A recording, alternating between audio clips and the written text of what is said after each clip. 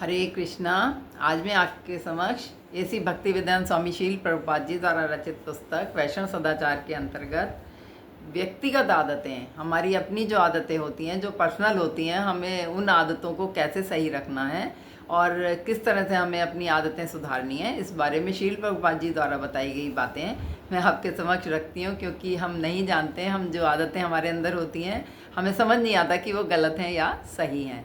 तो सही आदतों की जानकारी जब हमें होती है तो हम उस पर अमल करते हैं और हमें उन्हें सुधारने का अवसर मिलता है। तो मैं बताती हूँ कि शील प्रभुपाद जी ने क्या बताया है। तो वो बता रहे हैं व्यक्तिगत आदतों के बारे में कि जो व्यक्ति आध्यात्मिक जीवन के प्रति गंभीर हैं उन्हें प्रातः शीघ्र यथासंभव हो तो ब्रह्म मुहूर्त में सूर्योदय से पहले उठना चाहिए और इस तरह से उसके पश्चात ठंडे पानी से स्नान करके स्वच्छ वस्त्र पहनने चाहिए तथा दिन के कार्यों का शुभारंभ करना चाहिए। और जब ब्रह्म मुहूर्त में उठते हैं तो इस काल में आध्यात्मिक कार्य किए जाते हैं ब्रह्म मुहूर्त में, जबकि सूर्य से 1-1.5 घंटा पहले उठा जाता है। तो आध्यात्मिक कार्यों का प्रभाव जो है हमारे दिन भर की आध्यात्मिक क्रिया के प्रभाव से फिर वो प्रभावित होता रहता है। क्योंकि प्रातःकाल में अगर हमने भगवान का स्मरण अच्छे से किया है तो पूरा दिन हम उत्साहित रहते हैं, हमारे अंदर ऊर्जा बनी रहती है। और उसके पश्चात पानी से स्नान करके फिर हमें स्वच्छ वस्त्र पहनने चाहिए और उनके कार्यों का शुभारंभ करना चाहिए। निम्नलिखित सभी स्थिति में स्नान करना आवश्यक है, जैसे कि प्रातः उठने के पश्चात स्नान करना है, 1 घंटे से अधिक समय तक बाएं करवट लेकर लेटने पर भी हमें अथवा नींद लेने के पश्चात भी स्नान करना है, शौच क्रिया करने के पश्चात स्नान करना है, अधिक गर्मी या पसीना आने पर भी स्नान करना है। किसी के कारण से दूषित अगर हम हो जा रहे हैं तब भी हमें स्नान करना चाहिए। फिर है चौथा पॉइंट है व्यक्तिगत स्वच्छता एवं स्वास्थ्य तत्व का पालन करें। नाखून छोटे छोटे अथवा स्वच्छ हों। काटे गए नाखूनों के टुकड़े कूड़ेदान में डालें। शील रूप गोस्वामी तो दांतों की स्वच्छता के विषय में भी विस्तार पूर्वक बताते हैं कि दांत भी हमारे बिल्कुल स्वच्छ साफ होने चाहिए और हमारे मुंह से किसी तरह की स्मेल या कोई जो है इस तरह की वो बास नहीं आनी चाहिए या स्मेल नहीं आनी चाहिए जिससे मुंह से गंदा लगे। फिर पांचवा पॉइंट है मूत्र विसर्जन करने के पश्चात इंद्री तथा हाथ पैर धोने चाहिए। शौच से आने से पश्चात अच्छी तरह साबुन लगाकर हाथ धोने चाहिए। ब्राह्मण दीक्षित भक्त को शौच जाने से पूर्व अपने यज्ञोपवीत को दाएं कान पर लपेटना चाहिए। सभी को बैठकर मूत्र विसर्जन करना चाहिए और खड़ा होकर मूत्र विसर्जन करना वर्जित है। छठा पॉइंट है प्रसाद ग्रहण करना, जपमाला पर जप करना, कोई भी वस्तु अर्पण करना तथा किसी भी वस्तु का लेन देन करना। इन सभी कार्य से हमें दाहिने हाथ का प्रयोग करना चाहिए। जो भी काम हम करें, किसी के साथ लेन देन करें, क्या हमारा प्रसाद देने का काम हो या कुछ भी हो, वो बाएं हाथ से ना करके दाएं हाथ से करें। प्रतिदिन 7वां पॉइंट है प्रतिदिन रात को साधारणतः 6 से 6.5 घंटे सोना चाहिए। अधिक नींद अथवा बिल्कुल कम नींद, ये दोनों ही कृष्ण भावना मत के लिए अनुकूल नहीं हैं। 8वां पॉइंट है सोने के लिए भूमि पर अथवा कठोर पृष्ठभाग का प्रयोग करें। संभव हो तो आरामदायक कोमल एवं मुलायम गद्दों का प्रयोग वर्जित करें। आगे है 9वां पॉइंट है दाहिने करवट में सोना अति उत्तम है। यदि ये संभव ना हो तो पीठ के बल सोना चाहिए। पेट के बल सोना निषिद्ध है, उल्टा लेट के नहीं सोना है। 10वां पॉइंट है साबुन, दंत मंजन, बिजली, पानी, ये सब कुछ भगवान श्री कृष्ण के ही शक्ति है, अतः इसका अपव्यय ना करें।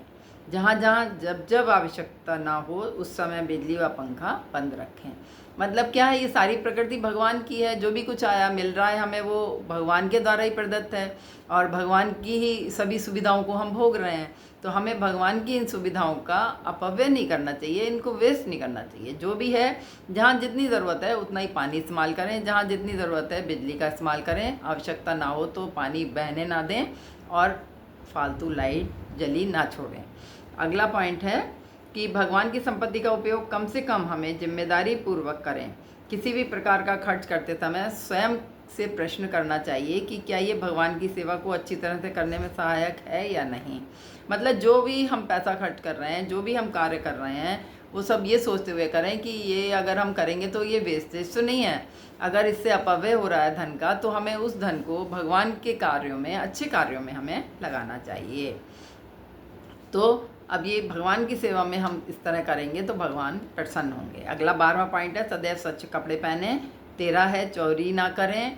चौथा है अपशब्द ना बोलें। 15वां पॉइंट है झूठ ना बोलें। छठा पॉइंट है 16वां दूसरों से ईर्ष्या ना करें, मैत्री भाव रखें। 17वां पॉइंट है ईर्ष्यालु, पतित, पापी, दुश्मन, व्यभिचारी अथवा अपव्ययी, फंसाने वाले, ठग, झूठे, इन सब व्यक्तियों का संग ना करें। और उसी प्रकार व्यभिचारी स्त्री पुरुष का भी संग ना करें। 18 पॉइंट है अकेले प्रवास ना करें। 19 पॉइंट है छींकते समय अथवा जमाई लेते समय हमें हाथ मुंह पर रख लेना चाहिए। 20वां पॉइंट है जोर से ना हंसें। और 21 पॉइंट है जोर से आवाज़ करते हुए हमें कोई भी इस तरह से उच्चारण नहीं करना चाहिए। 22वां है रात्रि के समय शमशान, उद्यान एवं व्यभिचारी स्त्री का संग ना करें। 23वां पॉइंट है पतित व्यक्तियों का आश्रय ना लें। 24 पॉइंट है वरिष्ठों की सभा में उनके सामने पैर ना फैला के बैठें। दूसरों के सामने अपने पैर को सदैव ढक कर रखें। और 25वां पॉइंट है सड़क पर लघु शंका ना करें। 26 पॉइंट है भोजन ग्रहण करते समय थूके नहीं। 27 पॉइंट है स्वयं के बच्चे अथवा शिष्यों के अतिरिक्त किसी को भी सिखाने के लिए गुस्सा ना करें। जिसको भी हम सिखा रहे हैं प्रेम भाव से, मैत्री भाव से, या फिर हमें अपने अनुज समझ करके उनको सिखाना चाहिए। 28 पॉइंट है किसी के सिर पर ना मारें और ना ही बाल खींचें। 29 पॉइंट है किसी ने अपमान किया हो तो वह स्थान तुरंत छोड़ दें, क्योंकि जब गुस्सा आता है तो स्थान छोड़ देने से वो गुस्सा शांत हो जाता है। 30 पॉइंट है स्वयं की स्तुति ना करें, अपनी बड़ाई ना करें, अपने बारे में ज़्यादा बखान करना ठीक नहीं होता। 31 पॉइंट है नग्न स्त्री तथा पुरुष का चित्र देखना वर्जित है, उसको नहीं देखना चाहिए। 32 है मुख या नाक में हाथ डालने के पश्चात दोनों हाथों को धो लें। 33 पॉइंट है नदी या तालाब में पानी में थूके नहीं। 34 है जोर से दरवाज़ा बंद ना करें। यद्यपि ये साधारण दिखाई देने वाली गलतियां हैं, परंतु इसका परिणाम सभी को विचलित करने वाला होता है। ये आलसी एवं गैर जिम्मेदारी के लक्षण हैं। 35 पॉइंट है नैतिक नियमों का पालन करना आध्यात्मिक संस्कृति का एक महत्वपूर्ण भाग है। मतलब क्या है, नैतिकता का आचरण अगर हमारा रहेगा तो हम क्या करेंगे कि हमें नैतिकता से अगर हम भक्ति भाव भी कर रहे हैं या हम समाज में भी जा रहे हैं तो हमारा क्या होगा, आदर होगा, सम्मान होगा, क्योंकि हम नैतिक मूल्यों को अपने जीवन में उपयोग कर रहे हैं, उनको ला रहे हैं, उसी के अनुसार हम आचरण कर रहे हैं। हरे कृष्णा।